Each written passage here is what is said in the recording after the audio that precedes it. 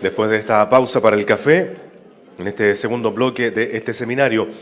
Antes de comenzar con este bloque, les vamos a contar que luego de finalizado con nuestro invitado internacional, como ustedes ahí ya pueden ver, vamos a tener un panel de conversación con todos nuestros expositores, con nuestro invitado internacional. Y ustedes también van a poder ser protagonistas de esta mesa de conversación, realizando preguntas respecto de las presentaciones que se han realizado ya en este seminario. ¿Cómo se va a hacer la dinámica de estas preguntas? En el salón van a haber saloneros quienes van a tener una hoja donde ustedes quienes se quieran hacer preguntas levantan su mano, nuestro salonero va a ir a donde ustedes y en ese papel ustedes van a poder escribir su pregunta. Esa pregunta se la devuelven a nuestros saloneros y esa pregunta va a ser respondida al final junto con nuestros panelistas invitados a este conversatorio que vamos a tener al final del seminario. Así que les invitamos entonces a levantar su mano cuando vean a nuestros saloneros, pedir su papel, escribir su pregunta que va a ser respondida al final del panel de conversación. Bien, dicho eso todo entonces, vamos a comenzar con la parte final o nuestro invitado internacional de este seminario. Es el turno de nuestro invitado internacional, Kobe Meyers, quien es director de investigación en el Darden Curry Partnership for Leaders in Education y profesor asociado en educación en la Curry School of Education en la Universidad de Virginia, Estados Unidos. La línea de investigación del Dr. Meyers es el liderazgo escolar, con un enfoque en cómo revertir trayectorias en establecimientos con desempeño bajo. Ha desarrollado iniciativas en procesos de mejora en este tipo de establecimientos, publicando libros y artículos en esta temática. Entre otros, es coautor del libro Revirtiendo establecimientos que han fracasado, lecciones sobre liderazgo desde las ciencias organizacionales.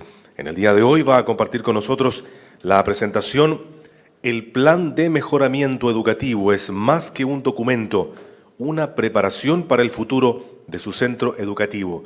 Le vamos a dar la bienvenida entonces a nuestro invitado internacional, al profesor Kobe Meyers. Bienvenido.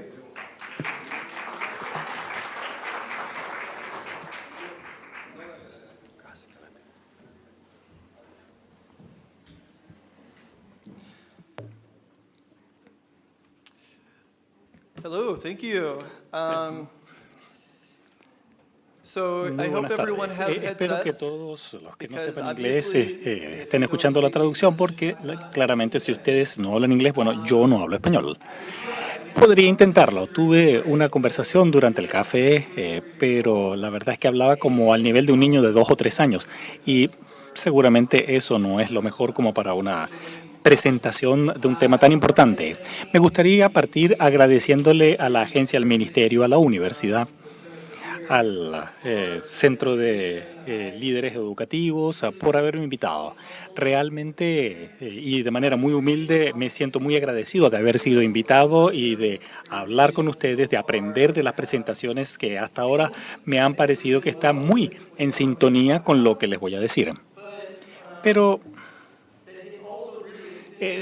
también yo he aprendido en el sentido de cómo veo muchos de los temas relacionados con el liderazgo escolar y con los desafíos que enfrentan las escuelas. Así que estoy entusiasmadísimo de estar aquí.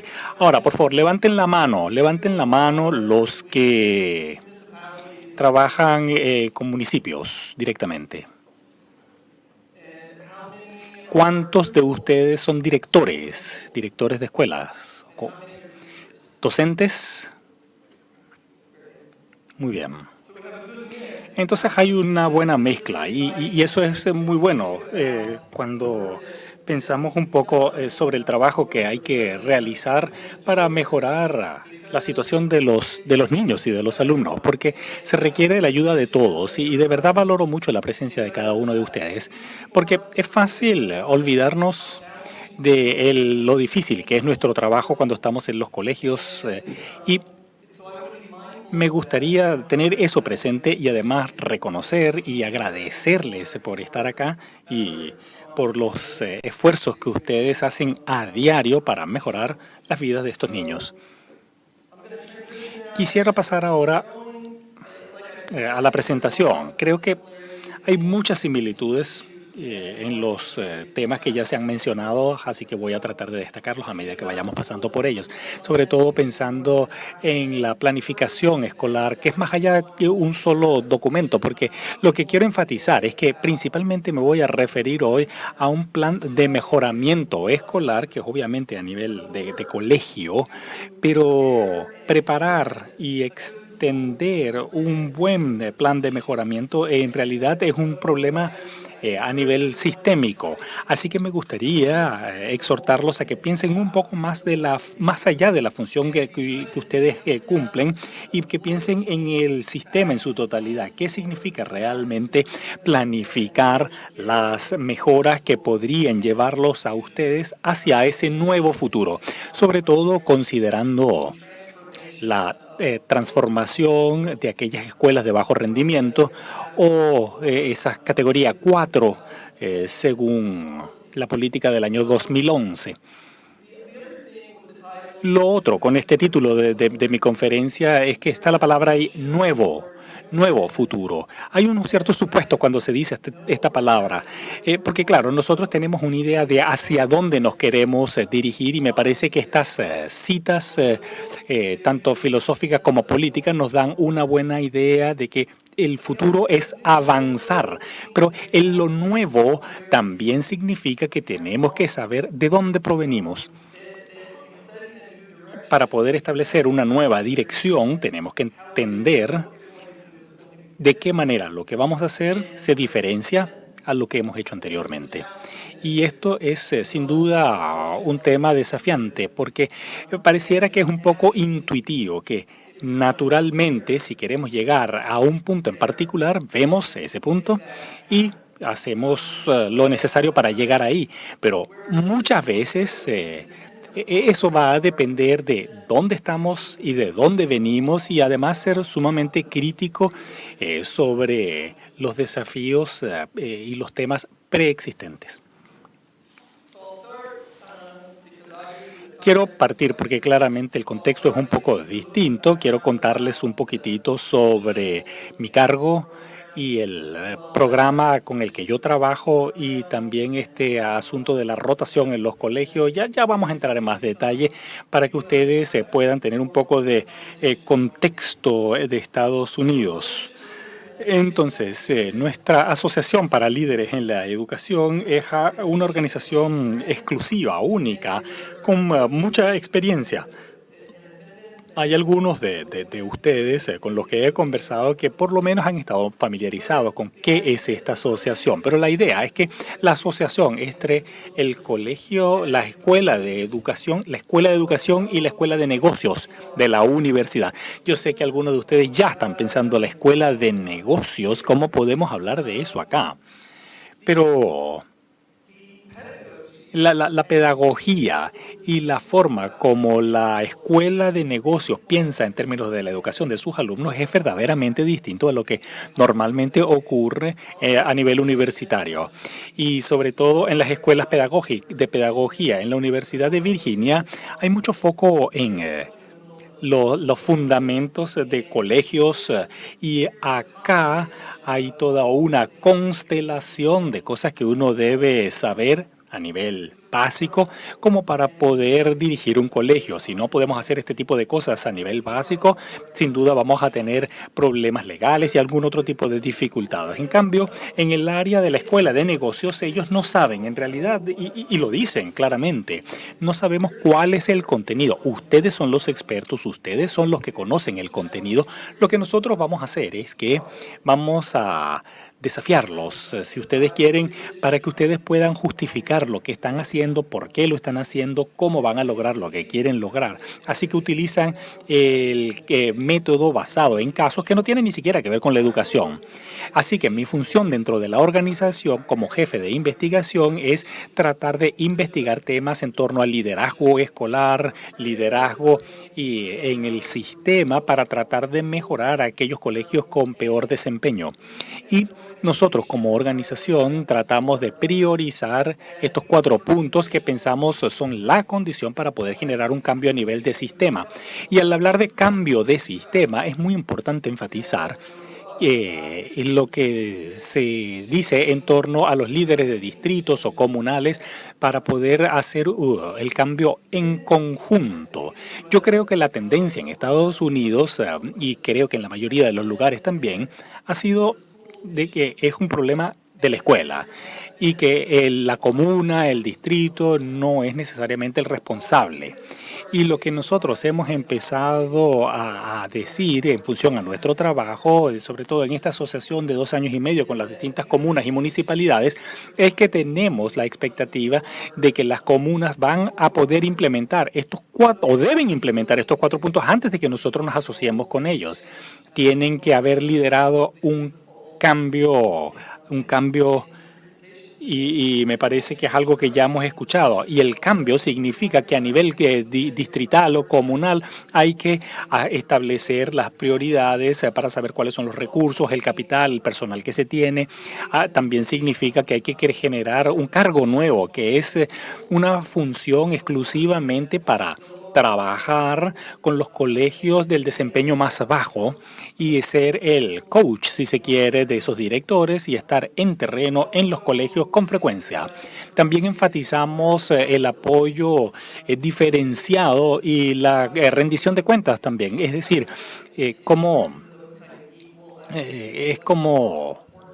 nosotros podemos brindarle apoyo porque las personas o las instituciones que trabajan son responsables de lo que hacen. Por ejemplo, si un profesor o un director no ha tenido ninguna dificultad particular sobre su colegio o sus alumnos en un periodo extendido, digamos, de 5 a 6 años, la pregunta es ¿por qué la situación podría ser así?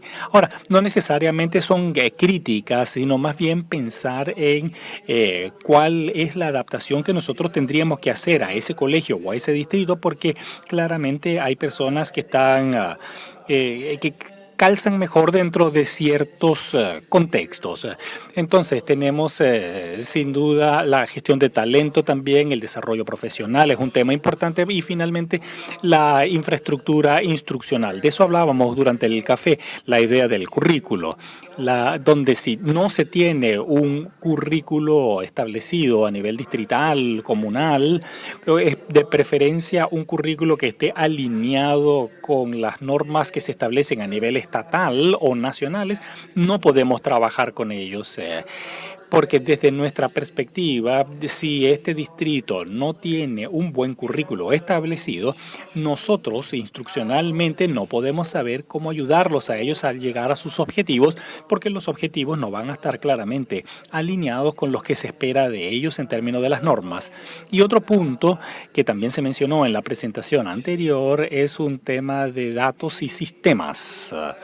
Nosotros esperamos que los distritos tengan datos, no solamente datos sumativos con esto de las pruebas a final de año, sino que podrían quizás comprar de un tercero o desarrollar su propio herramientas de diagnóstico para que constantemente puedan monitorear el desempeño de los alumnos y de esa manera puedan ir avanzando. En la presentación anterior, Cristian hablaba un poco sobre el agrupamiento de ciertos alumnos. Eso es una parte, pero también poder tener información mucho más granular para poder centrarnos en los individuos y la instrucción diferenciada que muchas veces lo necesitan. Eso es a modo genérico nuestro programa y el programa principalmente se ha enfocado en la idea de la trayectoria. Nosotros estamos ya en nuestra corte 15 o 16 años haciendo esto.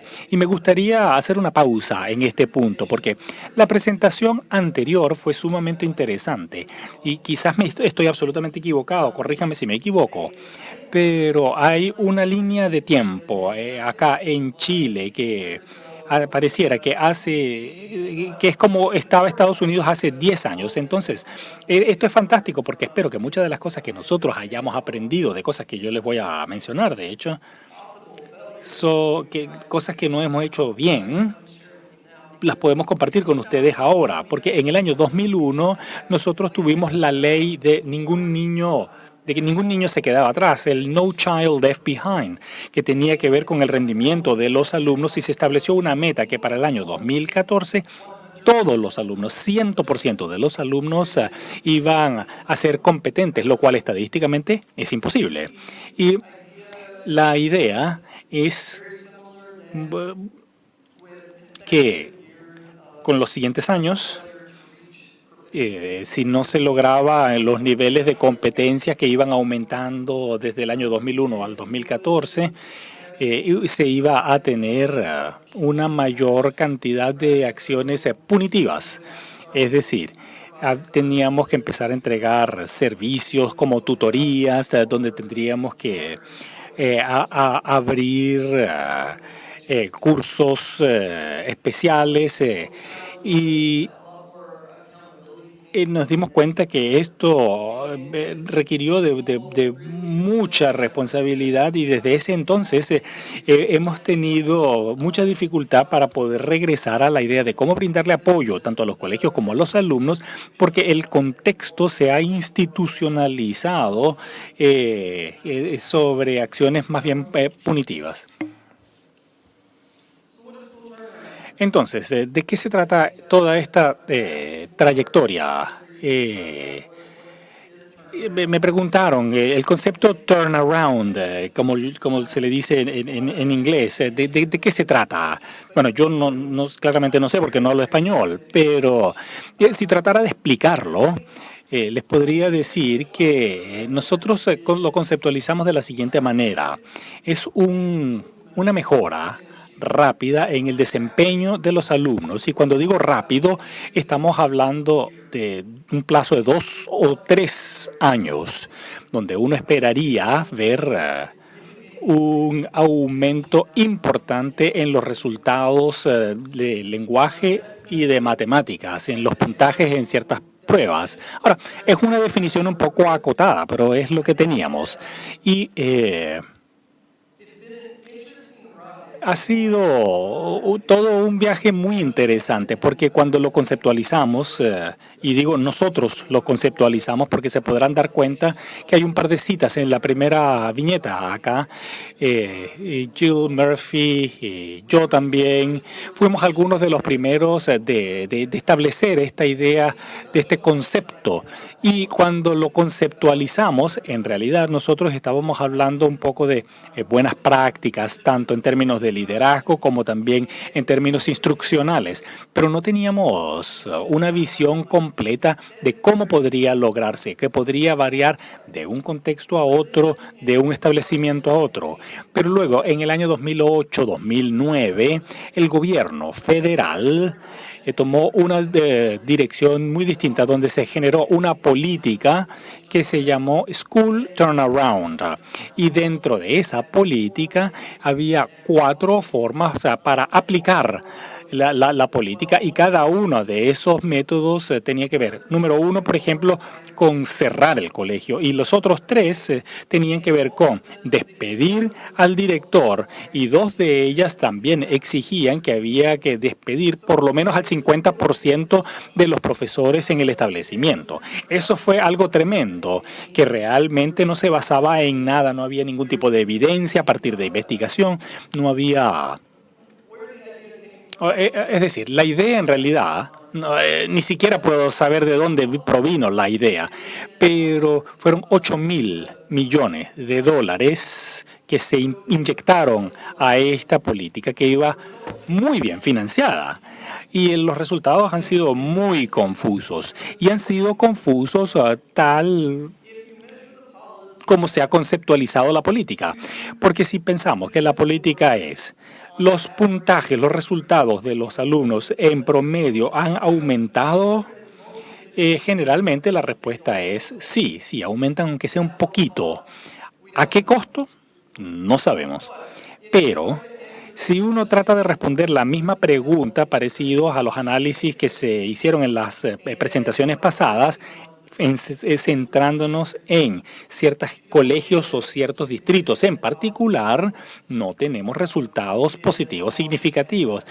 Tenemos algo muy deslucido y podríamos decir entonces que tenemos 8.000 millones de dólares invertidos, ¿con qué resultado? Y luego, cuando uno evalúa una política de esa magnitud, también implica que hay que evaluar, claro, la política, si esta funcionó o no funcionó. Entonces, en casos donde pareciera que incluso la política tuvo impacto positivo, hay muy poco aprendizaje en torno a qué significa eso en términos de la práctica profesional. Eso es un poco a modo de contexto. Entonces, quiero permitirme 30 segundos para decir que voy a pasar por estas diapositivas un poco rápido. Las diapositivas tienen mucho más de lo que voy a decir. Normalmente yo no coloco muchas palabras, pero sabía que le iban a traducir y entonces pensé que además iban a estar disponibles para ustedes posteriormente en el sitio web de la conferencia. Creo que están ahí, así que van a poder tener acceso a ello. Por eso le puse un poco más de texto para que ustedes puedan tener un poquito más de información, pero no necesariamente voy a mencionar todo lo que está ahí. Ok, entonces, partamos. Yo creo que es bastante claro que los directivos son sumamente importados, asociados para revertir esta trayectoria de los colegios. Se nos han dicho que, claro, los profesores son los más importantes en términos del aprendizaje de los alumnos, pero en segundo lugar vienen los directores. Y eso es algo que cada vez más es más evidente según la investigación que se tiene de Estados Unidos. La idea de la planificación es que si vamos a planificar, tratamos de tomar nuestro siguiente objetivo, tomamos el plan, lo implementamos, ojalá lo implementemos bien y eso nos va a entregar resultados y podemos ver cuál es la brecha. Si, por ejemplo, queremos aumentar la cohesión o la confianza o la colaboración entre los docentes, podríamos ver cuáles son los resultados para finalmente ver eso en términos del desempeño que se tiene de parte de los alumnos. La otra cosa que hicimos entonces es que hicimos una revisión de la literatura de algunos casos, 18 si no me equivoco, que revisamos, que se centran en establecimientos que dijeron que han revertido la trayectoria. No son muchos los ejemplos si ustedes piensan en el tamaño de Estados Unidos y la cantidad de establecimientos que tenemos, pero identificamos 18 estudios y casi todo de ellos era un caso particular de un colegio que logró revertir la trayectoria rápidamente. Y queríamos ver qué hicieron los directores en esos establecimientos. Y eso fue en 3 áreas, 12 dominios que constantemente salieron presentes en la literatura.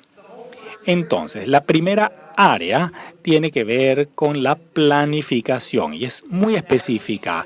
Establecer, moldear e impulsar la visión, identificar, analizar y responder a las causas del declive y fracaso escolar, navegar las políticas que en la superficie podrían limitar la habilidad para liderar y tomar decisiones unilaterales según sea necesario. Y esos 3 últimos puntos, porque la visión la mayoría de las personas lo entienden, es típico, pero los otros 3 puntos me parece que son muy importantes. Responder a las causas del declive y fracaso escolar. Uno no puede responder a eso si uno no hace todo el trabajo para ver cuáles son las causas. Y las causas no son resultados de pruebas. Los resultados de las pruebas son el resultado del declive o el fracaso escolar, pero no son las causas. Y yo creo que muchas veces cuando vemos planes de mejora, las personas tienden a confundirse. Dicen, sí, nuestro plan de mejora es aumentar los puntajes en las pruebas. Pero en realidad eso no es el plan, esa es la aspiración de qué va a ocurrir una vez que implementemos los cambios que deben llevarse a cabo. Así que es lo inverso totalmente, es identificar cuáles son los cambios que hay que hacer en el establecimiento. El otro que decía navegar las políticas también es muy interesante. Rick Koss tiene un libro muy interesante que se llama Cage Busting Leadership. Me parece que hay algunos que conocen porque los veo mover la cabeza. Y él argumenta que a veces los profesores y los directores de colegios no entienden claramente el nivel de autoridad que tienen en términos de políticas. Y cuando asumen su cargo, sobre todo los directores nuevos, creen que ellos son como un pájaro en una jaula. Si la jaula es la política, y muchas veces las políticas ni siquiera existen. Muchas veces las políticas son algunas normas que han estado establecidas informalmente y las personas piensan que es una política, pero en realidad no lo es.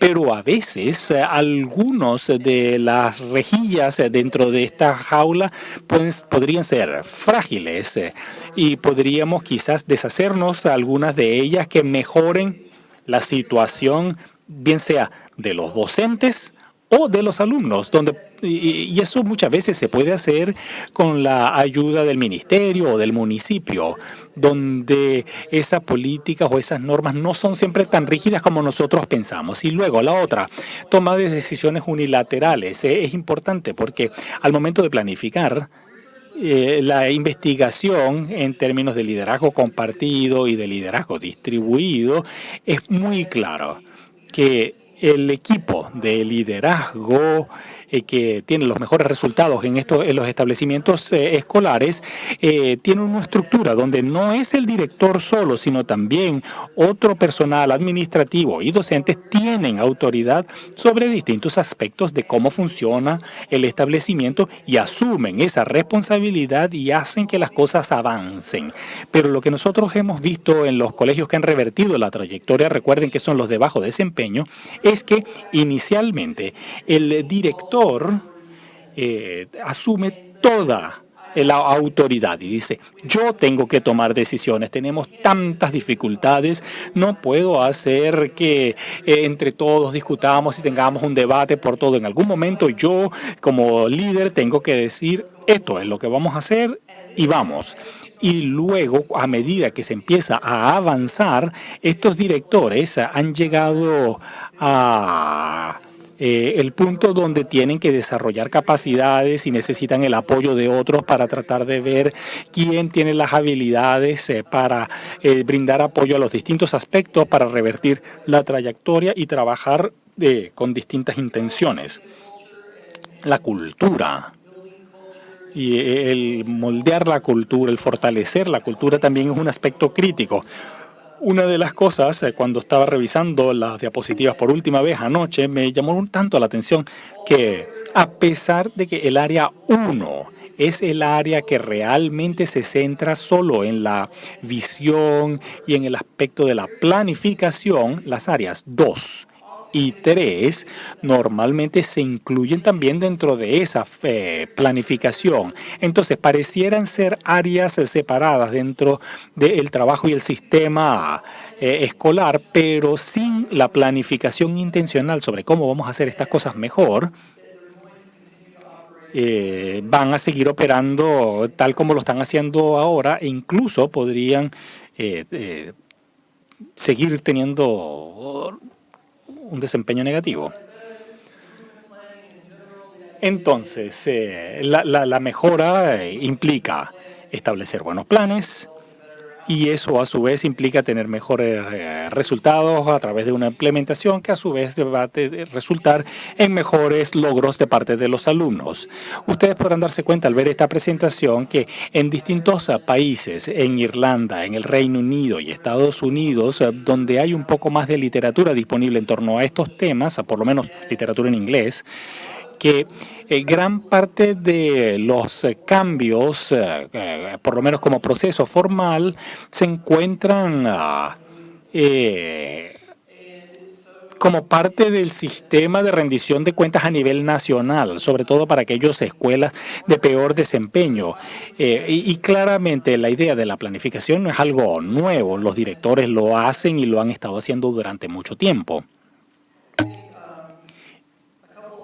Un par de temas importantes acá. A partir de la literatura, podría surgir la pregunta de si la planificación escolar es importante o no, informalmente hablando.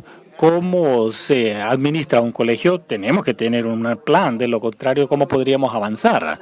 Pero, ¿qué cosas de ese proceso realmente son importantes? Y lo que hemos visto tanto en Estados Unidos, el Reino Unido e Irlanda, es que también en Italia, incluso Jamaica, que claramente hay una correlación entre la calidad del plan de mejora y el logro de los alumnos. Ahora, no es una causalidad. Es posible que los mejores directores generen mejores planes, claro, pero esa es una función de que simplemente tengan mejor logro por parte de los alumnos. Pero claramente hay una conexión entre la calidad del plan y lo que los alumnos son capaces de lograr. Ahora, nosotros trabajamos dentro de la organización y generamos 12 dominios y establecimos una rúbrica para poder evaluar la calidad de los planes, y lo que queríamos hacer con esa evaluación es mejorar la forma en cómo nosotros trabajamos con los distritos y con los establecimientos en todo este proceso de planificación. Pueden darse cuenta que la primera es la visión del cambio de trayectoria y que luego empieza a entrar en cosas como prioridades.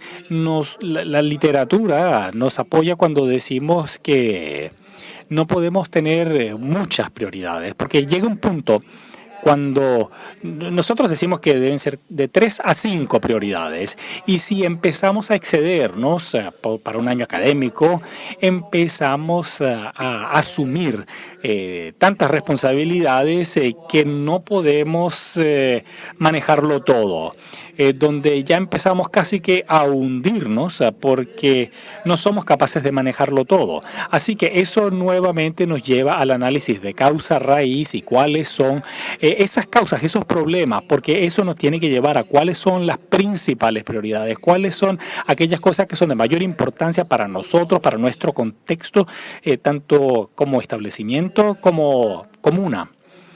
Y podrán ver algunas otras cosas acá, causa raíz y algunos otros puntos que, por ejemplo, individuos directamente responsables, planificación, generación de secuencias, que son cosas muy específicas. Y así es como nosotros lo medimos. Esto es un ejemplo del dominio que se llama pasos de acción. Para que tengan una idea, teníamos una escala que va de 0 a 4 con una explicación de qué es lo que esperaríamos ver en ese plan para lograr dicho puntaje.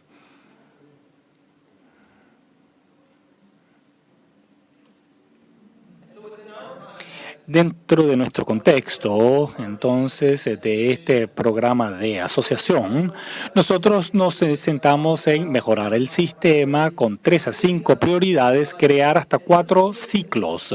Y aquí la cosa cambia un poco. Voy a saltarme las preguntas de la investigación, pero básicamente la pregunta es si el plan es bueno. Básicamente, esta imagen es más o menos el modelo tradicional, y esto está muy alineado con la Agencia de Educación Estatal y lo que se espera de las escuelas o de los establecimientos de bajo desempeño. Esto es un mandato federal. Todas las escuelas de bajo desempeño tienen que entregar un plan de mejoramiento, y normalmente es algo como esto, donde el Estado le dice: aquí tienen una plantilla, un formato, ustedes lo llenan y nos los devuelven y nosotros vamos a ir verificándolo y ahí les vamos a entregar el financiamiento y luego ustedes implementan lo que sean que les toca implementar. Quizás vamos a verificar que lo hagan, quizás no. Normalmente en los estados ni siquiera se le hace un buen seguimiento. Pero ya me voy a referir más a esto. Ese era el tradicional. Lo que nosotros estamos tratando de implementar es más bien ciclos cortos, y esto también tiene que ver con la influencia de la escuela de negocios, cómo nosotros pensamos el trabajo que hacemos. Cuando pensamos un plan de mejora que a veces es de 1 año, de 2 o de 3, a nosotros nos preocupa que el aprendizaje que adquieren los docentes y que los directores adquieren no sea lo suficientemente rápido como para poder cambiar la planificación o la dirección lo suficientemente rápido. Así que nosotros decimos cada 90 días, es decir, cada semestre, para que los directores y los líderes o los docentes nos cuenten hasta dónde se ha logrado el plan, qué cosas se han logrado, qué cosas no se han logrado y luego cómo cambiarlos a mediados de año escolar para de ahí seguir avanzando. Y por cierto, no hay investigación en torno a lo que les estoy diciendo en el área de la investigación. Somos los líderes, si se quiere, pero la investigación en el lado de la escuela de negocios es bastante claro que la planificación de corto plazo es una muy buena forma de implementarlo. Ahora, en la escuela de negocios también hay planificación de largo plazo. Por ejemplo, cuáles son los objetivos de a 5 o a 10 años. Es decir, no es solamente año a año, sino también en cada 5 años a dónde esperamos estar y luego también cuáles son los ajustes y cambios necesarios que hay que hacer para lograrlo dentro del ciclo corto. Entonces, con nuestro trabajo analizamos casi 400 planes que cubren distintos años académicos. Son para 3 cohortes y también tenemos un plazo más o menos largo y pasamos por todo el rigor de confiabilidad para asegurarnos que efectivamente los planes tengan los niveles de calidad que se requieren. Esto es una visión simplificada de nuestro formato para los distritos y para los establecimientos que están trabajando en esto. Y los distritos también están trabajando en esto porque son ellos los responsables de establecer los parámetros en torno a cuáles son las grandes metas. No son responsables de decir de qué manera el establecimiento debe lograrlo. Por ejemplo, si la meta es hacer mejor uso de los datos en la práctica instruccional, la responsabilidad del distrito es decir, sí, aquí podemos ver que en nuestros establecimientos de bajo desempeño que las prácticas o el uso de los datos debe mejorar. Y hasta ahí llega el distrito. Ellos establecen el parámetro y ahí los establecimientos tienen autonomía dentro de ese parámetro para ver cómo hacerlo, dónde debemos mejorar y cómo vamos a llegar a donde tenemos que llegar. Y a medida que desarrollan ese plan posteriormente se les envía al distrito, quien tiene los conocimientos como para revisarlo y para criticarlo y para colaborar con el equipo de liderazgo del establecimiento en cómo debiera adaptarse el plan e incluso cómo debe implementarse.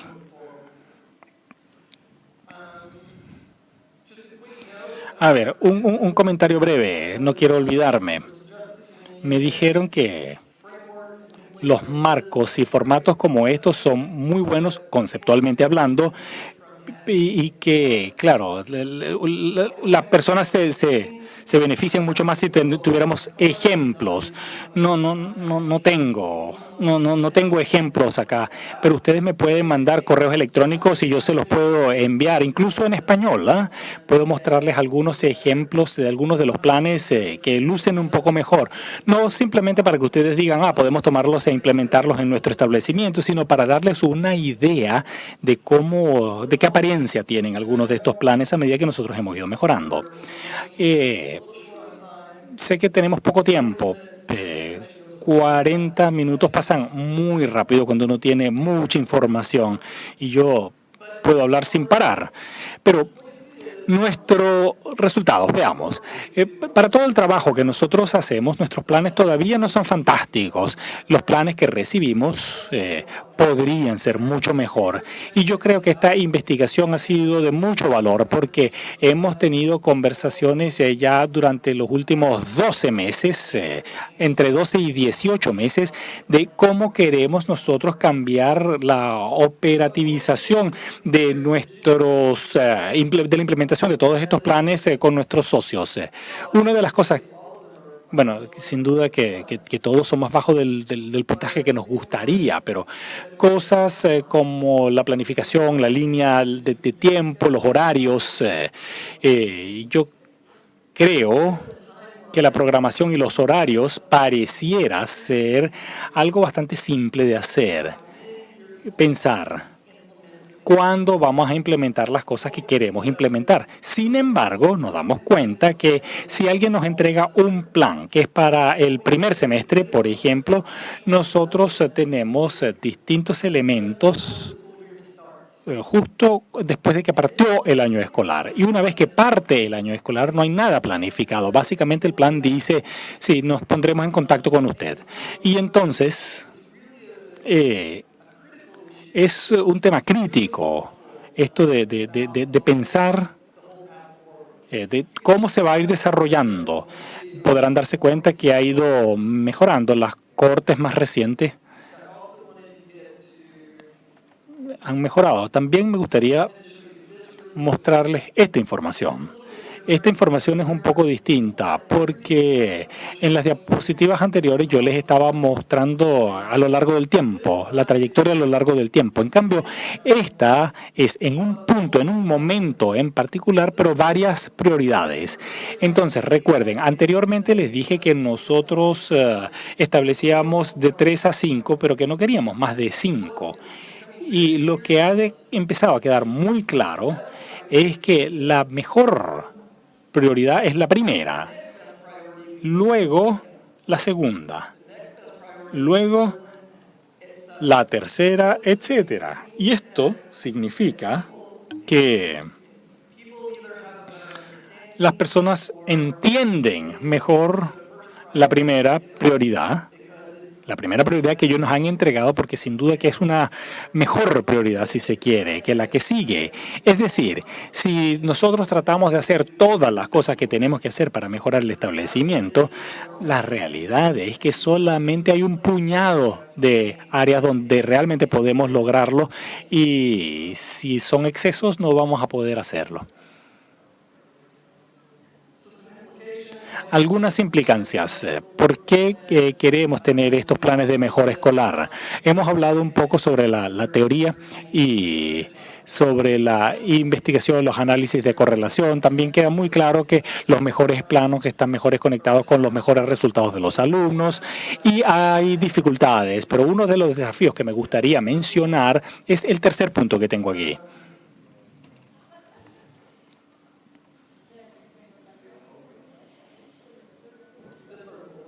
Este tercer punto que está acá, la idea de que hay que ser satisfactorio, es decir, que las personas hacen solamente lo mínimo. Si nosotros trasladáramos esto al caso de los alumnos, si les decimos, alumnos, por favor, hagan lo mínimo como para pasar, claramente es problemático.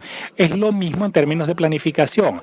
Un proceso donde las agencias estatales les dicen, este es el formato, dennos lo mínimo. Y ustedes como establecimiento dicen, ya, bueno, ¿cuánto puedo hacer como para que el Estado diga, ya, con esto se puede trabajar? Y ya con eso recibimos el financiamiento y seguimos trabajando como lo hacemos normalmente. Eso es una de las grandes dificultades que vemos. Y hay algunos que solamente se centran en los puntajes de las pruebas, hay algunos que solamente...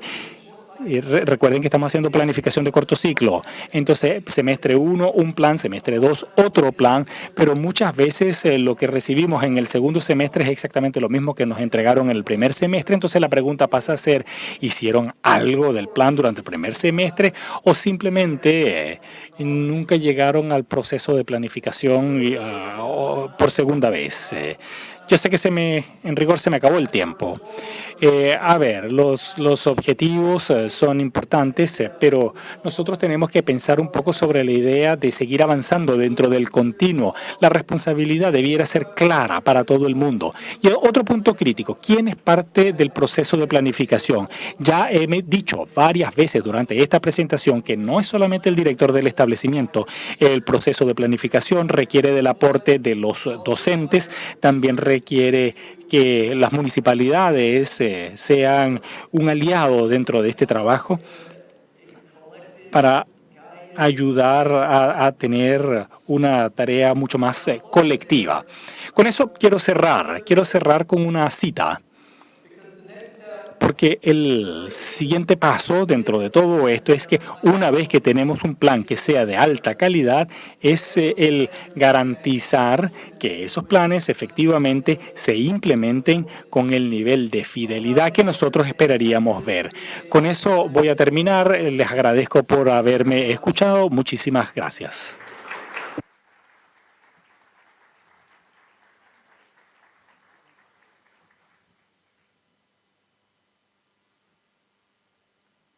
Bien, ¿les parece si le redoblamos el aplauso a nuestro invitado internacional, al profesor Kobe Meyers, por esa gran y brillante presentación? Como ya les decía al inicio de este bloque, luego vamos a tener un panel de conversación donde ustedes van a poder resolver sus inquietudes y preguntas. Pero antes de ello, queremos compartir con ustedes un video de la experiencia educativa de la Escuela Edmundo Vidal Cárdenas de Peralillo, del Valle del Elqui. Así que les voy a pedir mucha atención.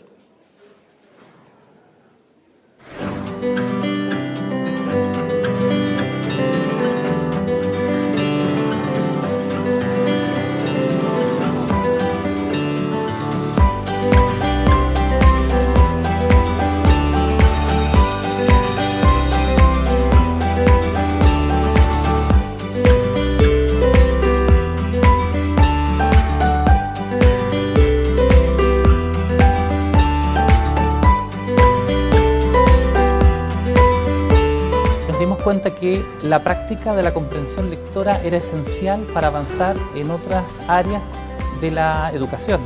Entonces comenzamos, ¿no es cierto?, con el equipo de liderazgo más la reflexión pedagógica e incorporamos a apoderados, asistentes de la educación y estudiantes.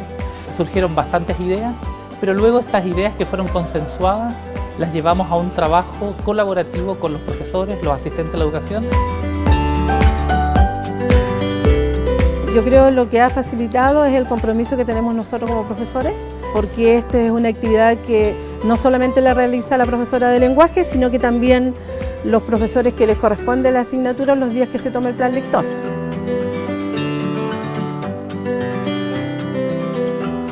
Primero tomamos las evaluaciones desde UTP, luego con los docentes vamos analizando los datos que tenemos y luego se llevan a la reflexión técnico-pedagógica. Ahí cada docente tiene que exponer los datos de sus evaluaciones.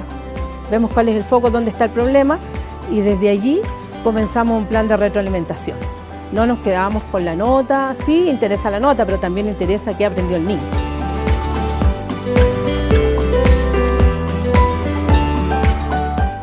En mi casa se lee bastante. Los niños tienen muy buenos hábitos de lectura, no me cuesta hacerlos leer. Los libros que le envían de acá del colegio los leen prácticamente solos, sin que uno le esté diciendo, niño, el libro. Ellos en todas las facetas ocupan el plan lector, tanto en la matemática, en los problemas, en ciencia.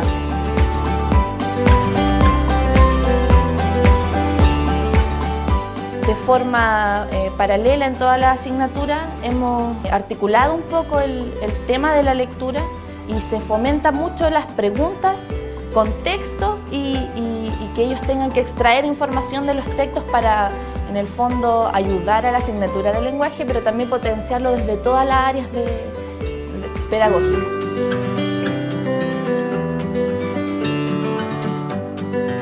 El colegio nos fomenta el hábito de la lectura desde pequeño porque se tiene que ir creando a través del tiempo, ya que leer es algo primordial.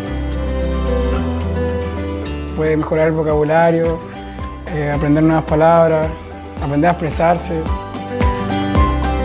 Las altas expectativas que tienen los docentes de los niños y que también le transmiten diariamente desde el director hasta los asistentes de la educación, todos confiamos en ellos y creo que eso es clave para poder tener los resultados que hoy tenemos.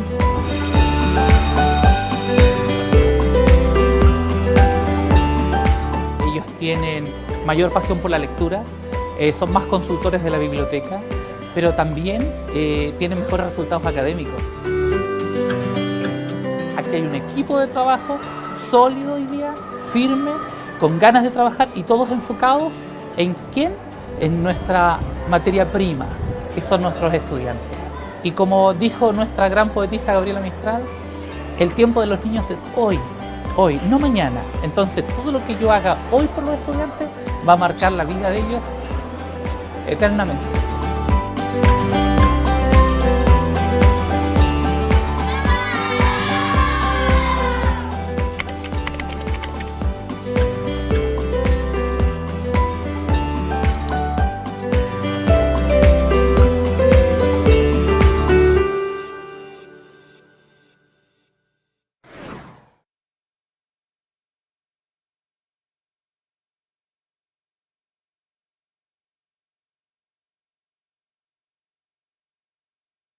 Conversación. Para ello vamos a invitar a quien va a moderar este panel, Carmen Montesinos, y nos va a acompañar el director y profesor de la Escuela Edmundo Vidal Cárdenas, del video que recién pudimos ver, don Ruperto Pizarro, también don Rodrigo López, gerente general de Aptus, y los expositores que estuvieron en este seminario, don Kobe Meyers, Carlos Enríquez, Juan Pablo Valenzuela y Cristian Beley, a quienes invitamos por favor a tomar ubicación para dar comienzo a este panel de conversación. Mientras ellos toman ubicación, recuerden que nuestros asistentes ya están disponibles en la sala para que ustedes puedan levantar su mano para que puedan entregarles este papel. Ustedes pueden escribir sus preguntas que van a ser respondidas al final del panel de conversación. Ya lo saben, están disponibles para que ustedes puedan levantar su mano. Nuestras asistentes van donde ustedes, escriben estas preguntas que van a ser respondidas al final del panel de conversación. Le vamos a dar la palabra entonces a quien va a moderar este panel, Carmen Montesinos. Buenos días de nuevo, yo creo que ya buenas tardes. Hemos pasado harto tiempo juntos.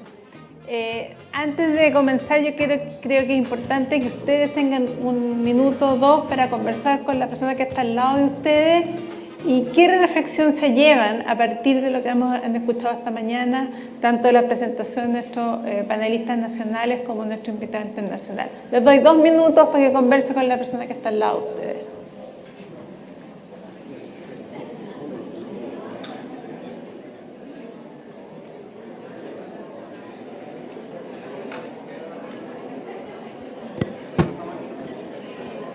Sí, le ya mucho rato escucho.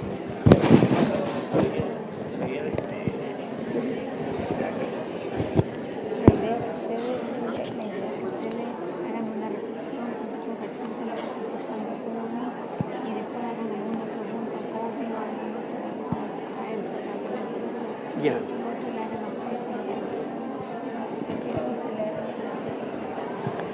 Oye, dice la Carmen, la idea, no sé si esta cuestión no funciona, pero que la idea es que de repente hagamos una reflexión y hagamos una pregunta a Kobe, que es nuestro invitado. Así como...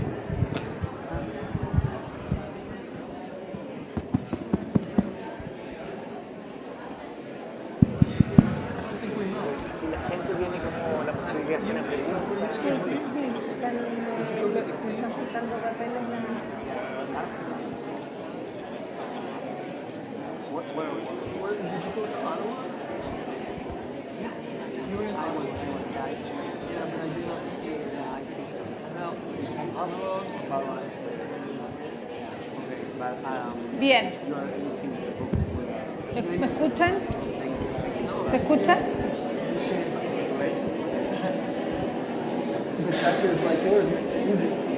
Bien, el modelo que hemos usado para este panel es pedirle a los panelistas que hagan una pequeña reflexión, seguido de una pregunta a alguno de los participantes con las exposiciones. Vamos a partir con Rodrigo López de la Aptus. Rodrigo. Bien, bueno, muchas gracias por la invitación y gracias a los presentadores. Es interesante de todas maneras el tema, un tema que nos atañe mucho en Chile, es decir, cómo construimos trayectorias de mejora y ojalá mejora rápida. O sea, como decía el director acá, los niños no pueden esperar y por lo tanto es muy importante entender qué es lo que están haciendo esos colegios que están mejorando rápido. En ese sentido, conectando las presentaciones, bueno, obviamente primero el poder entender la tipificación de trayectorias para poder identificar esas trayectorias de mejora aceleradas que después nos presenta aprendizajes de ¿qué están haciendo esos colegios para mejorar? Que conecta bastante con la primera parte de la presentación del invitado internacional, de decir, oye, acá hay ciertas cosas que estamos viendo que son comunes en colegios que están mejorando. De alguna manera, en la literatura de escuela efectiva y mejora escolar, hay aprendizajes bastante consistentes y estas investigaciones lo demuestran. Foco en resultados, el uso de datos, acompañamiento y retroalimentación para la mejora, trabajo intencional con la cultura escolar. Hay ciertas lecciones de mejores prácticas en educación. Y la segunda parte de la presentación de COI hablaba más de también cómo formamos a directores o a líderes del sistema educativo en procesos heurísticos de cómo diseñar mejoras. En el fondo, por un lado tenemos ciertas lecciones de qué funciona y por otro lado es un aprendizaje o una intención de ver cómo planificar, ojalá tomando la información de qué mejora para poder insertar en base a un diagnóstico de mi colegio y poder implementarlo. En ese sentido, una reflexión para hacerla una y puntual y breve mía es que creo que tenemos una brecha importante aún en falta una componente en eso.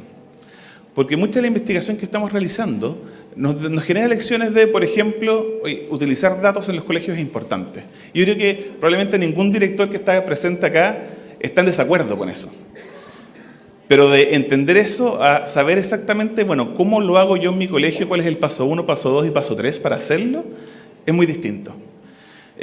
Para hacer un símil, sería como decir en medicina, cuando a un cirujano le digan, es muy importante que el paciente no se desangre mientras está operando. Ningún cirujano está en desacuerdo. Pero ahí lo forman en estrategias muy específicas de cómo hacerlo para cauterizar, para utilizarlo, para que eso no ocurra. Entonces, desde nuestra experiencia, muchas veces vemos de que la literatura de qué vale la pena hacer ha permeado. Pero la pregunta es, bueno, ¿cómo lo hago? ¿Cómo utilizo el dato? ¿Cómo lo hago? Y mucha de la investigación está focalizada en alimentar la política pública, que está muy bien, de crear los contextos para poder mejorar. Pero y acá me dirijo más a mi pregunta, ¿cómo construimos también investigación y qué canales utilizamos para poder aprender el qué debemos enseñar a los directores? Y tenemos esta tensión, porque por un lado no queremos ser prescriptivos, no queremos, se entiende esta idea de el contexto importa y el director tiene que poder diferenciar y tiene que poder adaptar. Pero por otro problema, los problemas que enfrentan las escuelas son muy comunes. O sea, una escuela deficiente tiene problemas bien comunes, problemas en la cultura escolar, problemas en la falta de sistemas o modelos sistemáticos de uso de información pedagógica.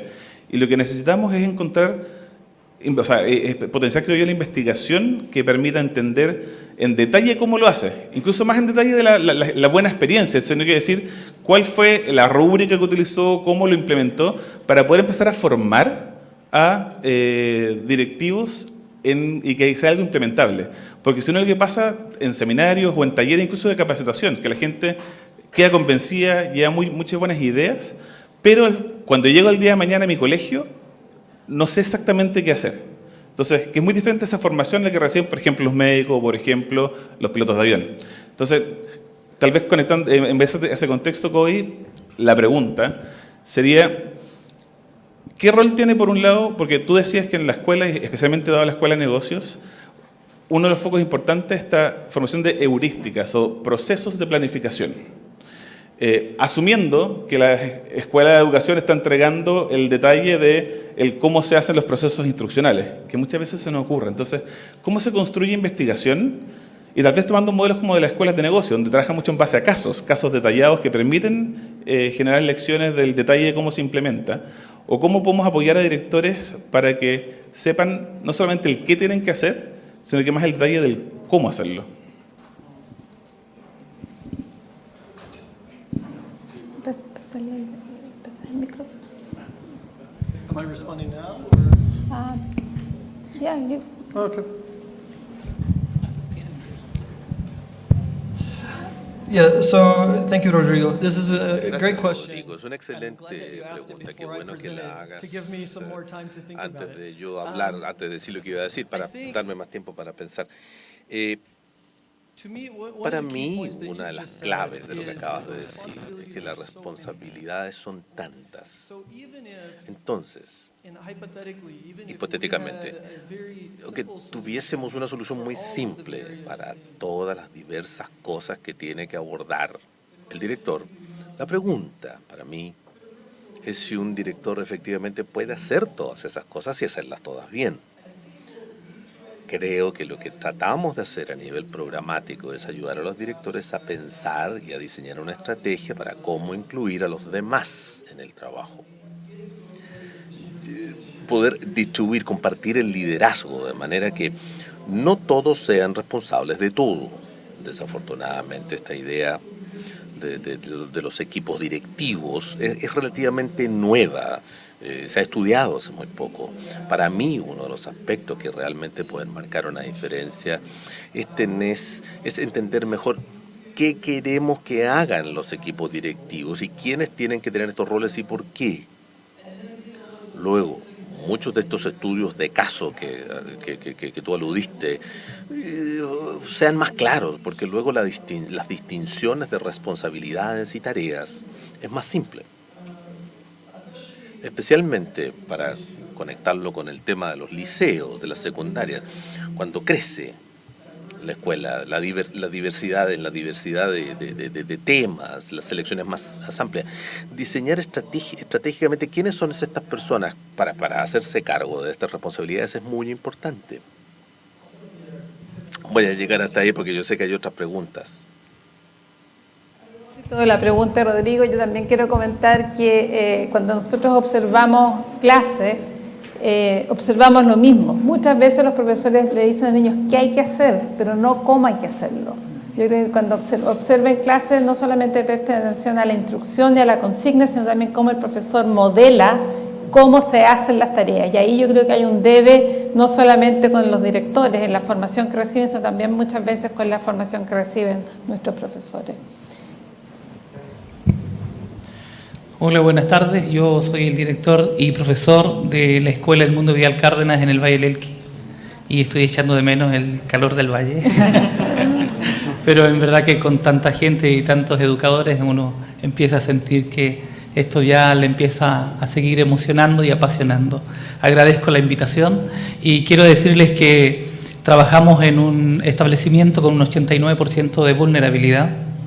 Es una escuela municipal, estamos avanzando en la enseñanza media, tenemos mucha matrícula, algo poco común en establecimientos municipales, pero sin embargo nos hemos preocupado de algo muy intenso entre todos y tiene que ver con que el futuro de los niños es hoy.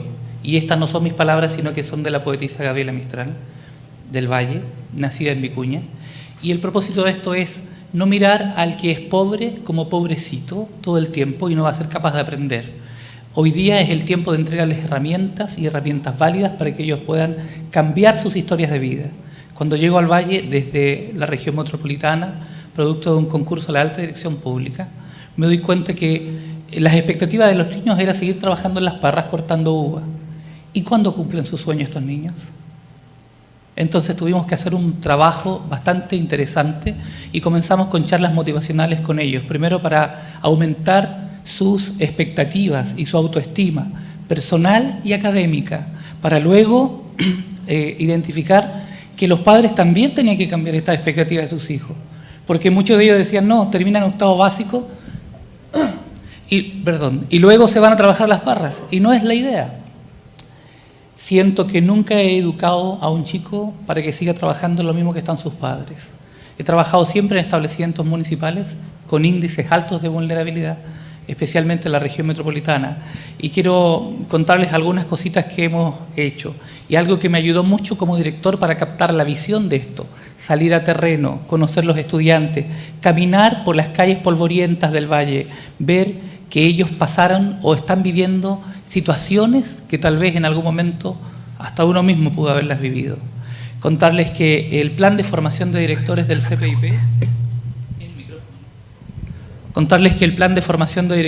CPIP, en verdad que me ayudó bastante para poder entender algunas cosas que como director novato no sabía.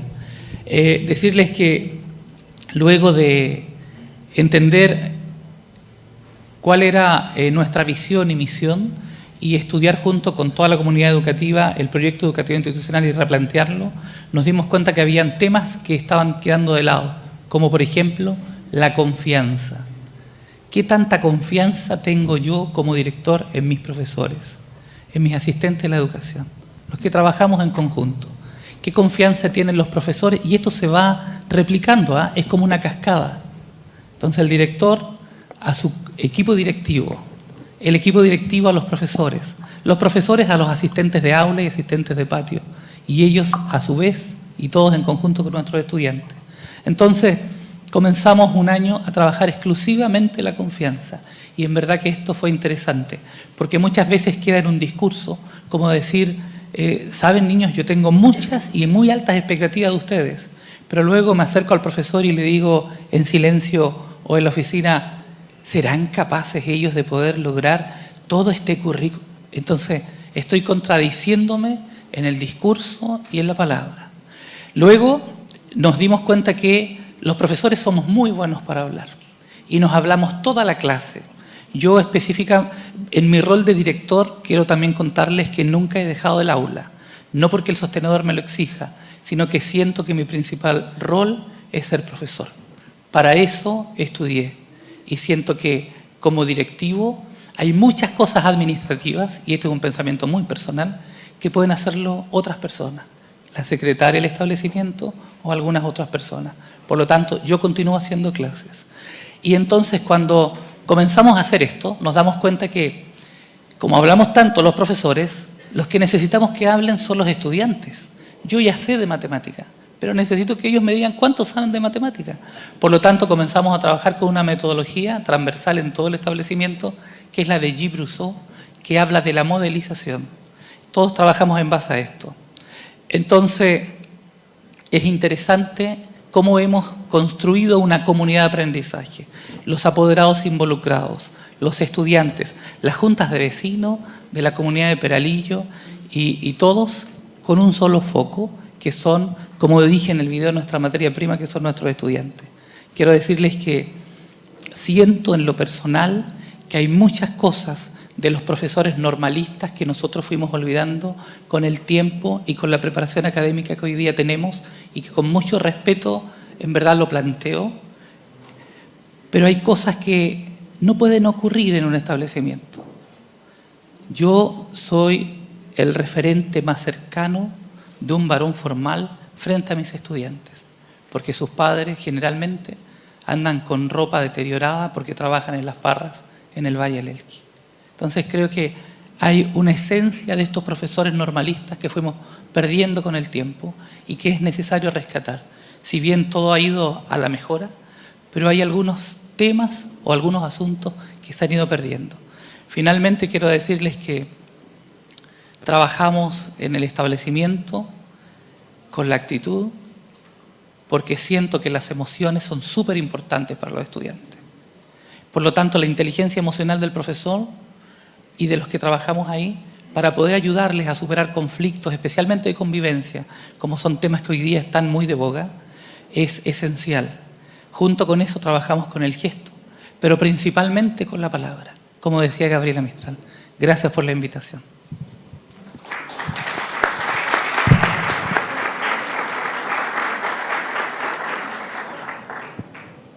Han llegado varias preguntas de la audiencia y son de diverso tenor, pero hay un grupo de preguntas que apuntan nada más bien a factores que parecieran ser más barreras para los procesos de mejora. Por ejemplo, el tema de autonomía que tienen los colegios o ciertas políticas que no posibilitan que las escuelas mejoren.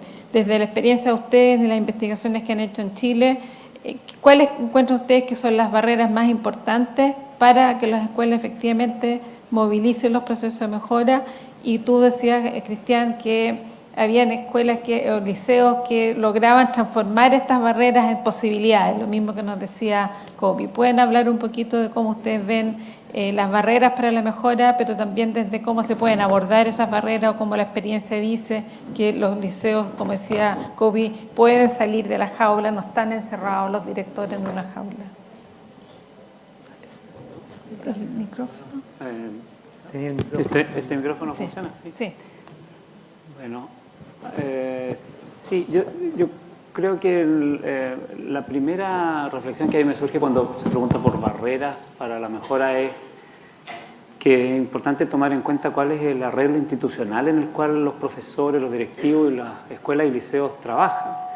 Y a mí me parece que en el caso chileno, el arreglo institucional en general no ha sido un buen arreglo que ha facilitado o promovido el mejoramiento.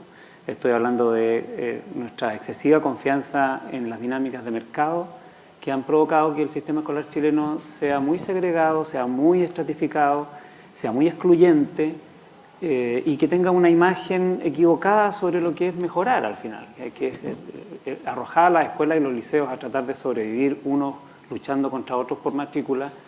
La verdad es que los procesos que se disparan y se privilegian no son procesos virtuosos de solidaridad, de acompañamiento, de conocimiento y aprendizaje recíproco, sino que son otros procesos negativos. Entonces yo lo primero que diría es que hay un entorno institucional que afortunadamente el país, creo yo, ha estado reconociendo tardíamente que es una limitación y está comenzando recién a cambiarlo, pero esas cosas no cambian de un día para otro porque haya una ley. La segunda barrera, yo creo que es importante para el mejoramiento, es parte de ese diseño generó la idea de que, como el propio Carlos Enrique lo mencionó, una idea reduccionista sobre lo que es el objetivo de aprendizaje que queremos que las escuelas y los liceos trabajen con los estudiantes. Entonces esa idea reduccionista era sacar un buen puntaje promedio en unas pruebas porque puede salir en un ranking para salir en el diario o, y depende si uno salía en la portada o en la página roja, depende de cómo le había ido uno en el test. Entonces creo que eso también, yo valoro el trabajo de la agencia y del sistema de aseguramiento de la calidad de ir tratando de superar esa visión reduccionista, pero esas cosas, de nuevo, no se cambian de la noche a la mañana por el hecho simplemente de que haya un nuevo clima ambiente. Y ese reduccionismo nosotros lo hemos constatado en las investigaciones muy repetidamente, de el sobreénfasis en las pruebas, el entrenamiento, una pedagogía muy simplificada, en fin, un currículum muy estrechado, un estrés de los estudiantes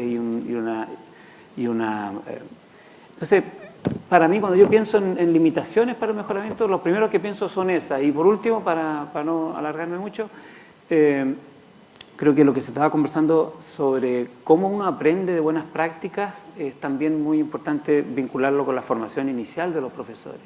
Si la formación inicial de los profesores y profesoras es ajena a la práctica, de espalda a la práctica, a veces despreciando la práctica, entonces, claro, malamente uno va a aprender a ser buen profesor. Y lo que nuestras investigaciones muestran es que en general los profesores y profesoras básicamente valoran el aprendizaje que tuvieron en servicio en la primera o segunda escuela que les tocó trabajar. Pero ¿en qué medida la formación inicial genera capacidades al nivel que un estudiante inicial debiera formarse conociendo y estudiando los desafíos prácticos de la profesión? Me parece también que es otra limitación importante. Yo creo que en Chile también estamos recién, hace poco, cambiando este giro y poniendo a las universidades y los institutos formadores como más orientados a los desafíos prácticos de la docencia y no otras cosas. Así que yo por ahí pensaría como en las limitaciones que se me ocurren. Yo complementaría, Cristiana ha compartido un tema más estructural, ¿verdad? Como las condiciones institucionales que tenemos y la formación inicial de los profesores.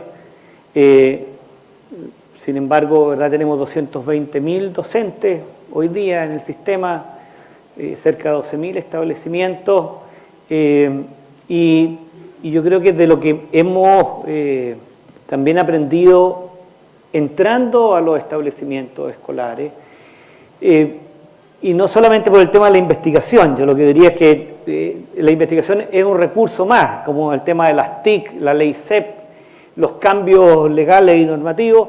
El desafío enorme que tenemos como país es generar capacidades. Esa es una situación tremendamente deficitaria. Generar capacidades y las preguntas que una y otra vez tenemos que hacernos, y yo creo que los dos centros de liderazgo, Líder Educativo, el CEDLE, están colaborando paulatinamente y a una escala pequeña en términos asociativos con los colegios, es ir cerrando parte de esa brecha. Es cómo se generan las capacidades, porque podemos publicar varios libros, guías metodológicas, muchos seminarios acá y uno se va como, de verdad, esta experiencia de Peralillo, qué sé yo, fue extraordinaria, Vicuña, y uno entra a su liceo y su escuela y la cultura, el agobio, el tema del clima, las dificultades, el piso muy bajo. Bueno, ¿sabes qué? De verdad, vuelvo a insistir que no se puede. Sí, me había convencido de que, ¿quién dijo que no se puede? Bueno, yo creo que se puede. Entro y digo, pucha, es que de verdad no se puede. Generar capacidades es el desafío de este tiempo y creo que debería ser el foco de los que trabajamos. Los centros de investigaciones, las universidades, el sistema de aseguramiento de la calidad y ante todo los colegios. Y hemos compartido, nosotros trabajamos con más de 80 colegios de 4 regiones y lo que hacemos es aprender, pero no aprender para maravillarnos de lo que podría ser en algunos casos puntuales, sino que al revés, de cómo se van moviendo los colegios y cómo los equipos directivos nos van contando de que de verdad gestionar la mejora basada en datos es una buena frase, hay unos buenos cursos, etcétera, pero hacerlo adentro es tremendamente difícil y de repente comenzar a decir, ¿sabes qué? Para usar el tema de la prueba de nivel, para saber en dónde estábamos, que demos uno de los miércoles para entender los resultados que estaban ahí, que de verdad los resultados lleguen oportunamente y no esperemos al final del semestre para que pase algo.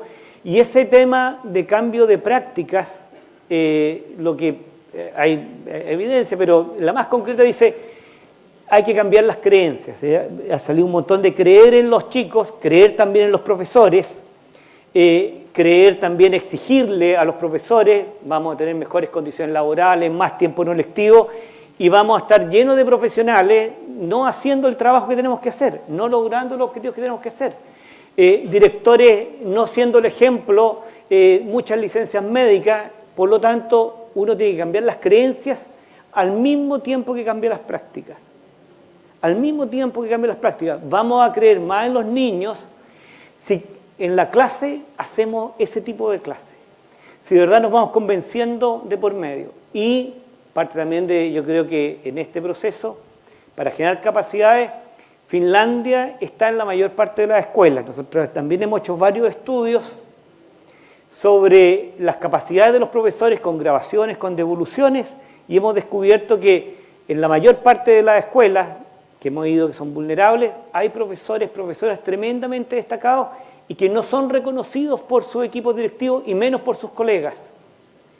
Ese es un recurso que está ahí, que es para replicarlo.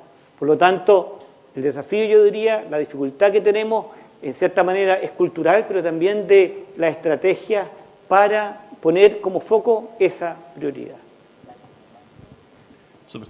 Sí, complementar, yo creo que del tema, estoy súper de acuerdo con Juan Pablo, el tema de hay dos creencias esenciales que son necesarias para al menos intentar partir de un proceso de mejora. Uno, efectivamente, que los niños pueden aprender, y dos, que los adultos somos responsables de que eso ocurra.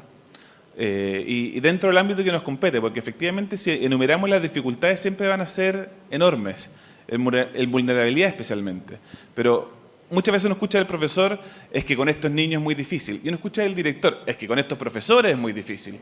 Entonces, en la medida de que esa sea la premisa base, difícilmente se construye nada hacia adelante. O sea, primero hay que partir de una creencia de se puede, y segundo, oye, y es mi responsabilidad como adulto. O sea, no le voy a echar la culpa al empedrado, ni siquiera al sistema estructural.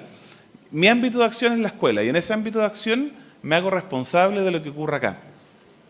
Segunda dificultad, es la primera dificultad que eso no exista. Segunda, es poco alineamiento. Creo que muchas veces existe mucho esta idea de que, inspirada en la idea de la autonomía de cátedra, pero que cada profesor hace lo suyo. Y es su sala de clase y dentro de esa puerta es su estilo. Y eso es muy difícil construir una cultura de colegio y sistemas pedagógicos si es que no se cambia la lógica, vamos a construir un sistema de escuela. Generalmente los problemas de convivencia tienen que ver con que los adultos no están alineados. Esto igual que el papá y la mamá. Si no tienen la misma regla, los niños saben navegar perfectamente y hacer lo que quieren. Acá en vez de 2 son 40, son 50 adultos. Entonces, el primer trabajo para poder cambiar cultura es sentar a los adultos y alinearnos. Y decir cuáles son las expectativas concretas de comportamiento, cuáles son los pasos concretos que vamos a seguir y cuáles van a ser las estrategias que vamos a tomar. Si no hay alineamiento en eso, difícilmente se construye cultura. Y generalmente, y lo mencionaba en las presentaciones, de las principales precondiciones necesarias para la mejora es, como decía el lector, normalizar o crear una cultura sana, una cultura que permita dedicarse al aprendizaje y que a su vez sea formadora también del carácter de los niños. Entonces, alinearse en cultura es lo segundo. Y yo creo que el tercer gran problema que vemos nosotros siempre es la poca mentalidad de sistemas. Hay iniciativas, hay ideas, hay proyectos, pero ¿cuál es el sistema de gestión de cultura que vamos a tener durante el año? ¿Quién está encargado de qué? ¿Cómo vamos a seguir para mantenerlo sano? ¿O cuáles son los sistemas pedagógicos?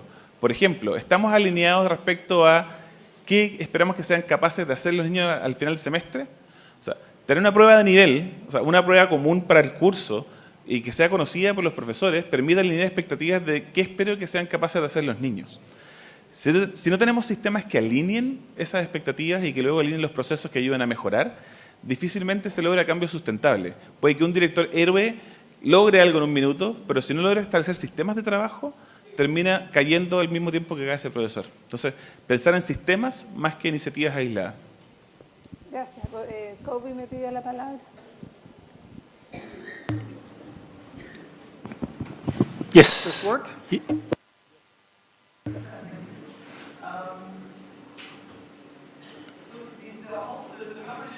A ver, la conversación sobre las creencias me parece muy interesante. Recuerdo esto vívidamente de hace 20 años, cuando yo me gradué de profesor. La misma pregunta, ¿cómo podemos enseñar a estos chicos? Estos no pueden aprender.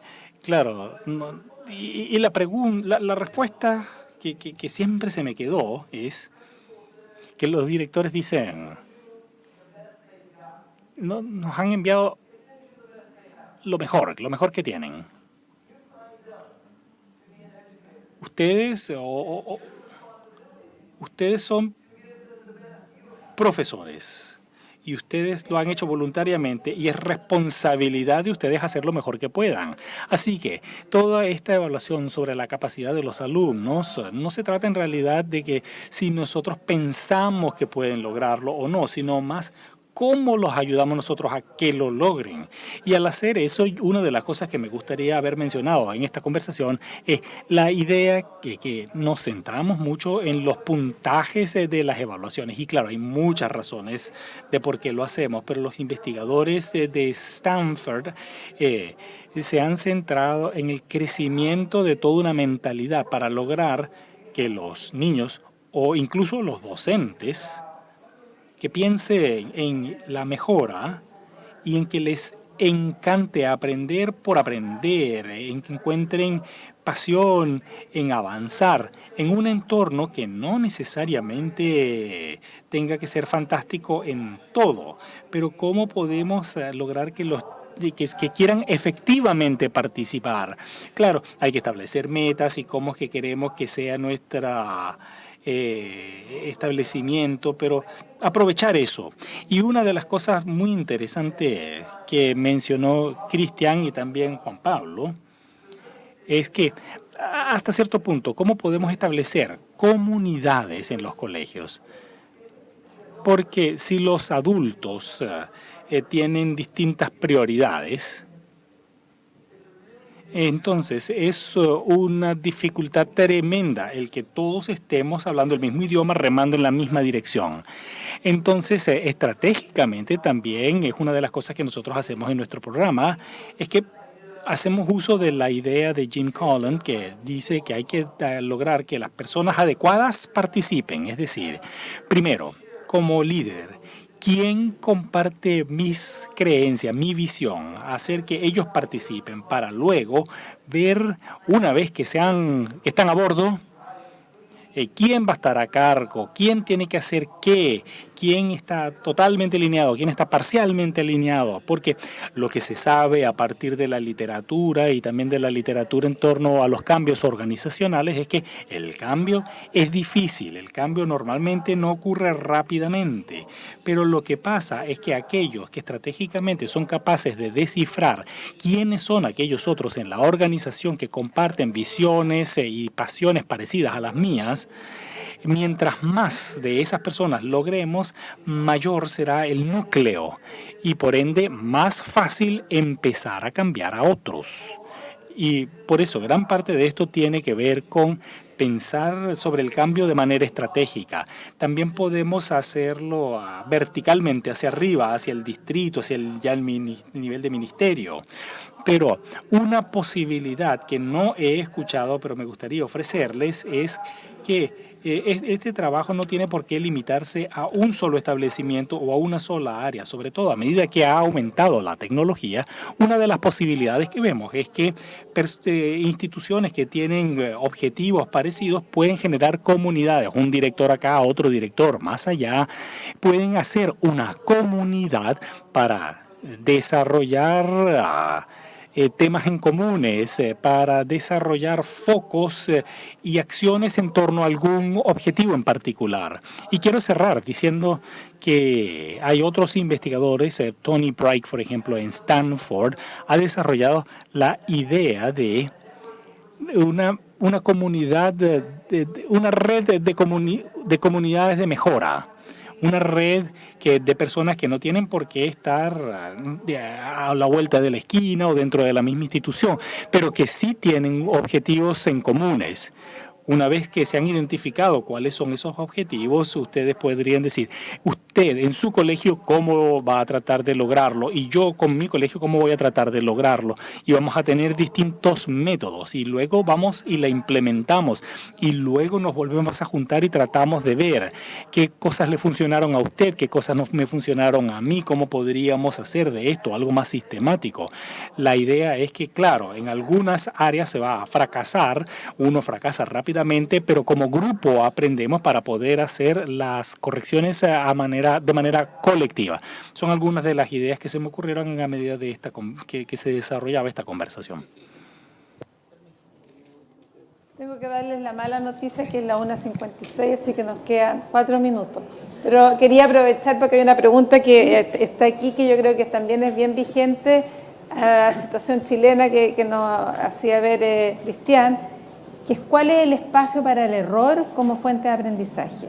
Siempre estamos preocupados del éxito y muchas veces no prestamos suficientemente atención al fracaso. Juan Pablo decía, aprendamos, nos vamos a equivocar, pero tenemos que aprender. Entonces, ¿cómo ven ustedes cómo se trabaja el error como fuente de aprendizaje en estos procesos de mejora? Si quiere, partimos por usted.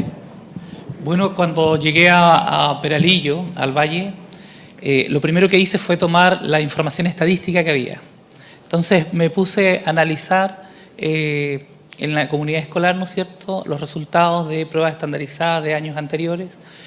Tomé algunos libros de clase, ¿no es cierto?, algunos leccionarios y comencé a darme cuenta que cada 4 años teníamos resultados muy ascendidos, pero 3 años eran muy descendidos.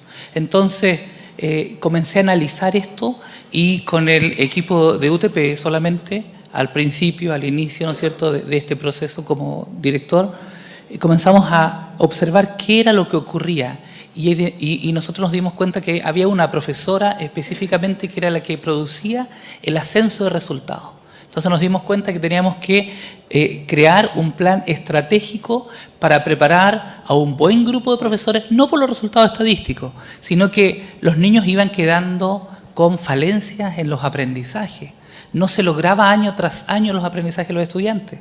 Por lo tanto, comenzamos a trabajar con profesores nuevos, ¿no es cierto?, recién egresados de algunas universidades, y esta profesora comenzó a hacer tutorías en el establecimiento. Entonces, dentro de nuestro plan de mejoramiento educativo, PME, pagamos horas adicionales para esta profesora y ella iba a hacer tutoriales, modelización de clases, observaban clases, y estos profesores se mantenían solo entre primero y segundo básico, nada más que eso. Y luego, ¿no es cierto?, cuando fuimos viendo que estos profesores estaban teniendo las competencias y las habilidades para que los niños pudieran lograr los aprendizajes que correspondía, comenzamos a avanzar en esto y entonces la estadística fue cambiando. Y nos dimos cuenta que fortalecimos a los profesores mediante esta profesora, que en todos los establecimientos hay profesores que dominan más el currículum, más didácticas, más estrategias, más metodología, y a estos profesores que los potenciamos, la potenciamos a esta profesora y ella nos ayuda con esto. Y es interesante lo que ha ocurrido porque hoy día ella nos ayuda para articular desde prekinder hasta cuarto básico, inclusive quinto. Pero entonces el error de los años anteriores lo tomamos como una oportunidad de aprendizaje y no nos quejamos de lo que ya había hecho. Entonces lo fuimos viendo desde el positivismo y cómo esto lo mejorábamos y en verdad que los resultados cambiaron bastante. Eso. Kobe, you want to say something? I'm getting confused. I have too Ya, many. estoy confundido. Tengo demasiados dispositivos electrónicos acá. A ver, yo creo, el gran aprendizaje que me llevo yo aquí es que todas las presentaciones hasta cierto punto hablaron de acciones urgentes y audaces. Y por ende, mi pregunta es, ¿qué tan en serio nos tomamos eso?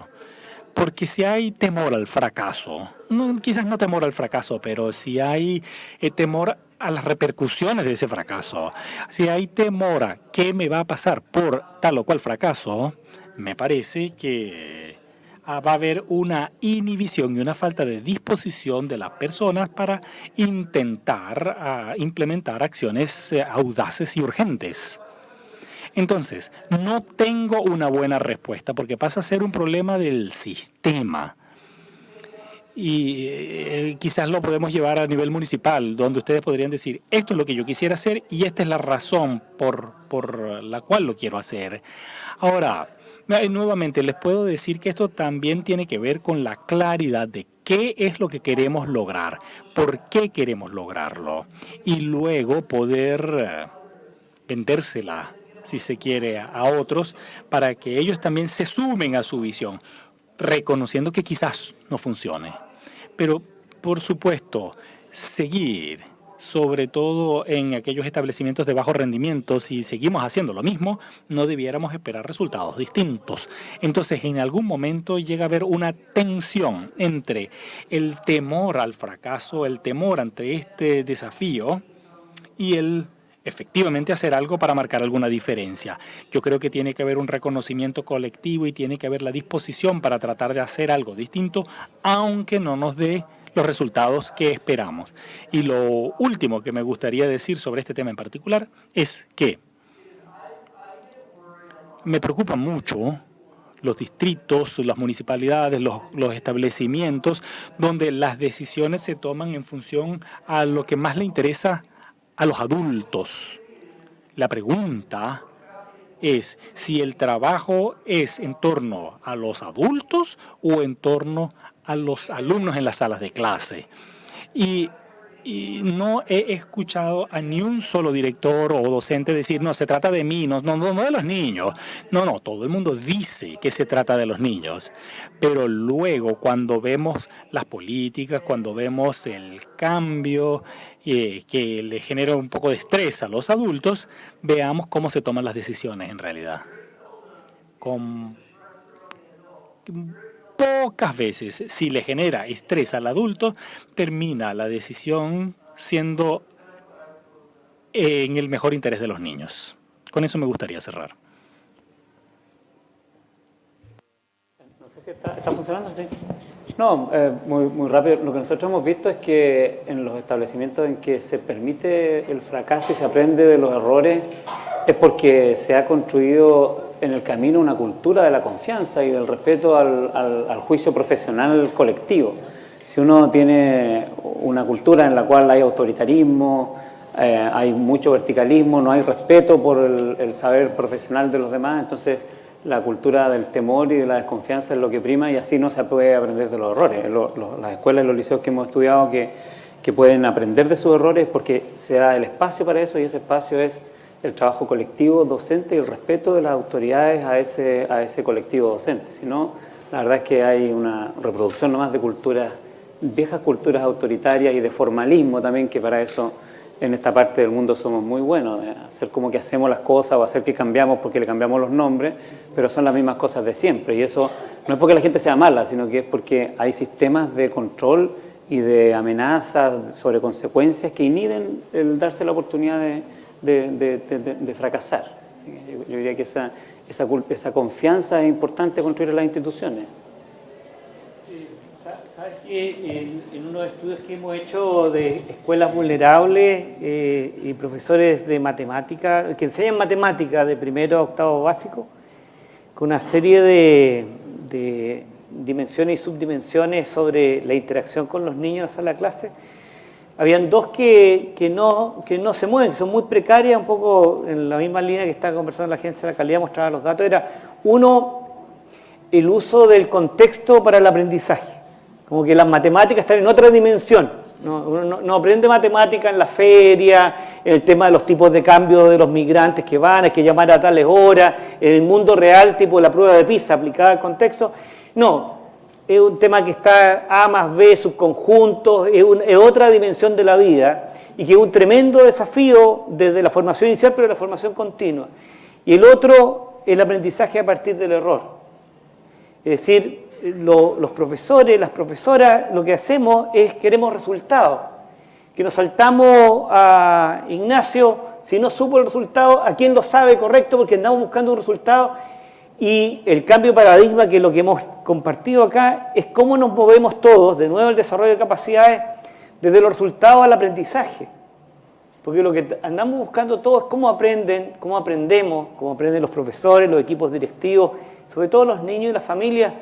Y ese proceso de aprendizaje requiere muchos errores. Es como que cada uno de nosotros haga qué es lo que ha pasado en lo último que ha aprendido y cuánto nos ha costado de poder hacer cualquier cambio de nuestras vidas cotidianas, inclusive privadas, de por medio. Por lo tanto, de nuevo, esa generación de capacidad de cambiar el paradigma. Y hay algo que yo creo que atenta contra la mayor parte de los colegios, es que aprender requiere tiempo. Y tenemos un sentido de urgencia y de inmediatez más con la tecnología, pero en los colegios, cuando los profesores nuevos, el 33% de los profesores se van al primer año de esa escuela. Entra a otra escuela, el 33% se va un año después de la siguiente escuela. Y que esos porcentajes son más altos en las escuelas vulnerables. Que el porcentaje de los directivos que se van de la escuela es tremendamente alto. No estamos en una oportunidad de poder aprender. Por lo tanto, tenemos un desafío de las escuelas de generar, como decía Cristian, comunidad de aprendizaje, tenernos paciencia y, ante todo, para poder lograr cambiar esta cultura y tenernos paciencia porque la vamos a cambiar lentamente. Bueno, muchas gracias a todos por asistir. Nos pasamos un poquito. Un aplauso.